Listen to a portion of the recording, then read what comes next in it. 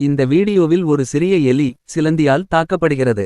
எலி தரையில் சுழல்கிறது, அதன் கால்கள் மற்றும் உடல் ஒரு வினோதமான விதத்தில் நகர்கின்றன.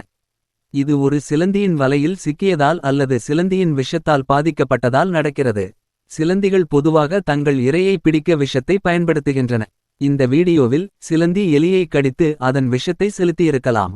இந்த விஷத்தில் நரம்பு மண்டலத்தை பாதிக்கும் நச்சுப் பொருட்கள் நியூரோடாக்சின்கள் இருக்கின்றன. இதனால் எலியின் உடல் ஒருங்கிணைப்பு பாதிக்கப்பட்டு அது சுழலவும் விசித்திரமாக நகரவும் தொடங்குகிறது. எலி தப்பிக்க முயற்சிக்கிறது, ஆனால் விஷத்தின் தாக்குதலால் அது பலவீனமாகி சிலந்தியால் எளிதாக பிடிக்கப்படுகிறது. சில பதில்களில் குறிப்பிடப்பட்டுள்ளபடி இது ஒரு ஆஸ்திரேலிய சிலந்தி வகையாக இருக்கலாம், உதாரணமாக மவுஸ் ஸ்பைடர். இவை வலுவான விஷம் கொண்டவை. எலியின் இந்த நடத்தை விஷத்தால் ஏற்பட்ட பக்க விளைவு மற்றும் அது தப்பிக்க முடியாத நிலையை காட்டுகிறது. மேலும் சிலர் இதை ஒரு நகைச்சுவையாக பார்க்கிறார்கள், ஆனால் இது இயற்கையில் ஒரு சிலந்தி தன் இரையை வேட்டையாடும் ஒரு பொதுவான நிகழ்வு.